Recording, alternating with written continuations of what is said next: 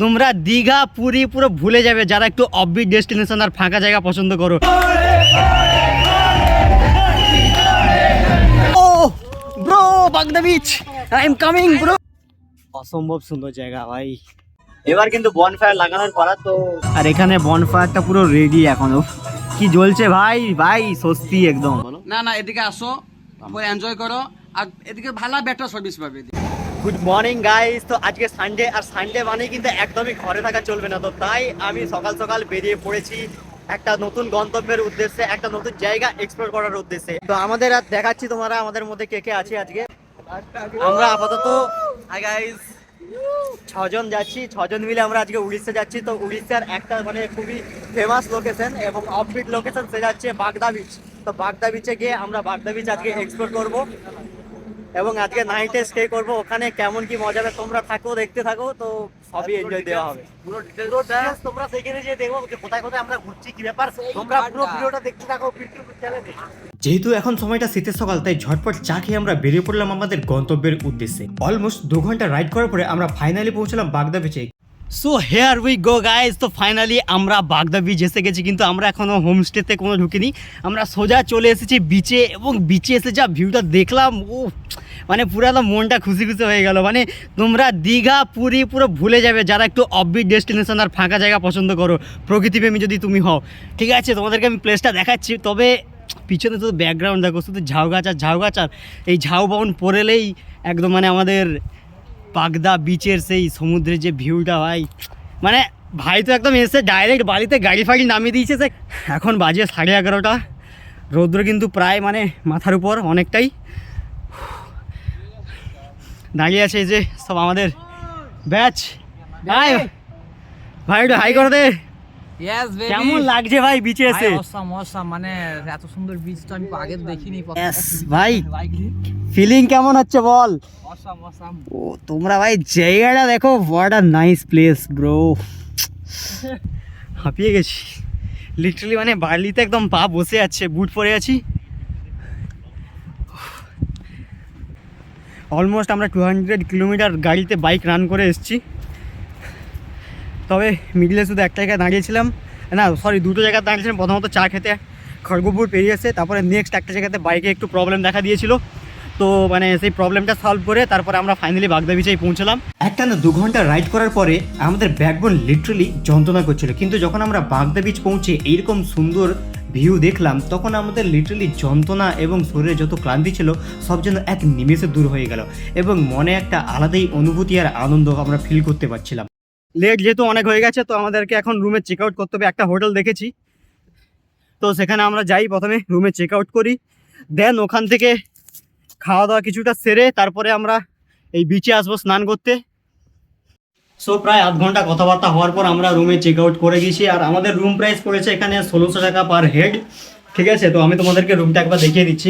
আমাদের এই ছোট্ট রুমে রয়েছে একটি আয়না, যার নিচে লাগেজ রাখার জায়গা, সামনে রয়েছে একটি বড় বেড, এবং এই সাইডে রয়েছে বাথরুম, সাথে একটি বড় আয়না যেখানে তুমি নিজেকে দেখে হিরো হিরো ফিল নিতে পারো। এবং এই রুম থেকেই বেরোলে থাকবে একটা বড় ক্রিস্টাল ক্লিয়ার সুইমিং পুল।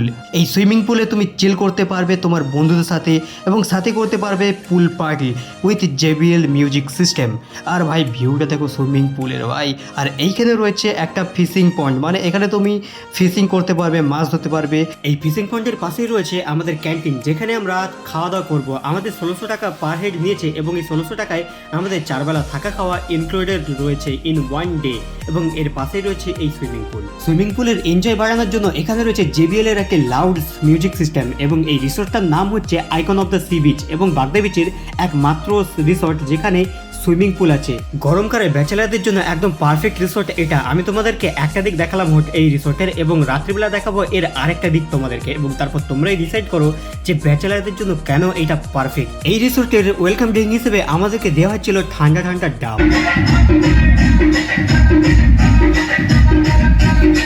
ডাবের জল পেটে পড়তে না পড়তে যেন সব এনার্জি আমার ফিরে চলে এলো, এবং সাথেই আমরা উদম নাচতে শুরু করলাম।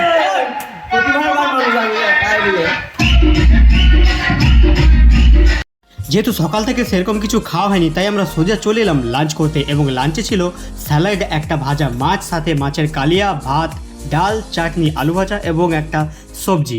সো আমাদের মোটামুটি লাঞ্চ কমপ্লিট, পেটটা একটু শান্তি, মানে সকাল থেকে এতক্ষণ পর যেহেতু খেলাম, খাওয়ার ভালোই, 10-এর মধ্যে 7 দেবো, ঠিক আছে। তো এবার স্নান করার পালা, কিন্তু 2:30টা বেজে গেছে, ঠিক আছে।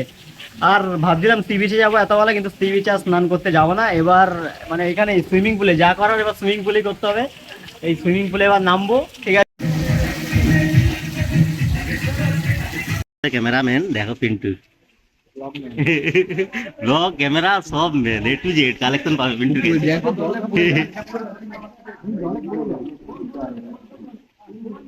ঠিক আছে।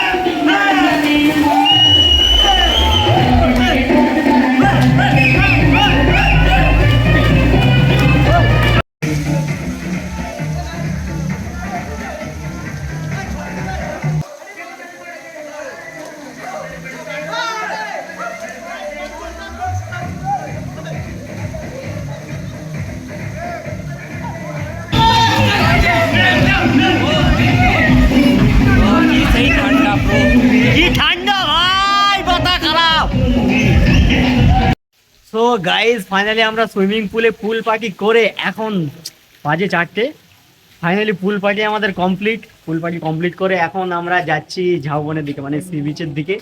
তো মানে সকাল থেকে এসে যে ফার্স্ট টাইম গিয়েছিলাম, তারপরে এখনো পর্যন্ত টাইম হয়নি। তো চলো বাগদা বিচের, মানে সি বিচে দেখা হচ্ছে। তো এখন আমরা কিন্তু বাগদা বিচের দিকে যাচ্ছি, ঠিক আছে। ঝাউবন পুরা এরিয়াটা দেখো, এরিয়া চারিদিকে পুরো ঝাউবন, চারিদিকে কিন্তু পুরো ঝাউবন। এই ঝাউবনটা কিন্তু টপকালেই, আমি জানি না ফোনে দেখা যাচ্ছে কিনা, ঠিক আছে, কিন্তু এই ঝাউবন টপকালেই কিন্তু বাগদা বিচ পড়বে, ঠিক আছে। আর মানে বালির রাস্তা তো হাঁটতে হাঁটতে যেন মানে হাঁপিয়ে যাচ্ছি আর কি। তবে ভাই মানে এই যে ঝাউবাগান বনের জায়গাটা অ্যাম্বিয়েন্স মানে অন্য লেভেলের। তো আমরা কিন্তু বাগদা বিচের চড়ায় এসে গেছি, আর ভাই পিছনে ঝাউবাগান, অসম্ভব সুন্দর জায়গা ভাই। দ্বিতীয়বার দীঘা যেতে কিন্তু মন চাইবে না। ও হোয়াট আ লাভলি প্লেস। সমুদ্রের কিন্তু জল নেই, সকালে যতটা উঠে এসেছিল এখন কিন্তু মানে নেই, অনেকটা নেমে গেছে জল কাছাকাছি, মানে প্রায় অনেক 2-3 কিলোমিটার হাঁটতে হবে। আমি এখান থেকে কিন্তু চোখেই দেখতে পাচ্ছি না, যতদূর দেখা যাচ্ছে কিন্তু পুরো চর। অ্যাকচুয়ালি কিন্তু পুরোটাই চর, আমি দেখাচ্ছি পিছনে, আমি যতদূর আমার চোখ যাচ্ছে আমি শুধু চর দেখতে পাচ্ছি, ঠিক আছে। মানে খুব দূরে অল্প ঢেউ মানে দেখা যাচ্ছে, সে হালকা। নৌকোগুলো কিন্তু মানে চরেই একদম দাঁড়িয়ে গেছে। জাস্ট ওয়েট, আমি দেখা। এখন প্রায় সন্ধ্যা 5টা বেজে গেছে, আর আমাদের একটা ইচ্ছা ছিল যে স্পিড বোট চড়বো এই বিকেলে এসে, বাট কিন্তু মানে যেহেতু নদীতে জল একদম সরে গেছে অনেকটা দূরে, ঠিক আছে, তো সেই জন্য মানে বেচারা আমাদের বীরেন্দা স্পিড বোট চড়তে পারছে না। তার একটা ইচ্ছে ছিল যে স্পিড বোটে চড়বে, বাট সেটা আকাঙ্ক্ষাই রয়ে গেল, ঠিক আছে। নেক্সট টাইম বীরেন্দা, নেক্সট টাইম ডু নট চিন্তা, ঠিক আছে। ও যদি সকালে কিন্তু অনেকটাই জল ছিল, আমি তো ভিডিওতে দেখেছি, বাট সেই টাইমে হলে স্পিড বোট কিন্তু চড়াই যেত, কিন্তু যেহেতু তখন আমরা সেই পজিশনে ছিলাম না, तो स्पीड बोट छोड़ी दी। कोई बात नहीं, नेक्स्ट टाइम होंगे। और अभी मतलब थोड़ा ठंड भी बढ़ चुका है, तो इसलिए मैं ये पहन लिया, और मेरे को मतलब ज़बरदस्त वाला ठंड लगने वाला है, क्योंकि मतलब स्विमिंग पूल में जो नहाया था भाई, बहुत ठंड था भाई, बहुत ठंड, पूरा गुर्दा हिला दिया था जब मैंने पहली बार डुबकी लगाया था। कोई भी यदि असुविधा पड़ता है इस जगह तो कोई बात नहीं, चलो इधर थोड़ा घूम फिर के थोड़ा और शाम होने दो, फिर हम लोग फिर से जाएंगे अपने कॉटेज में। तो कॉटेज में जाके फिर वहीं पे बॉन फायर वगैरह जलाएंगे, मस्त रहेगा वो।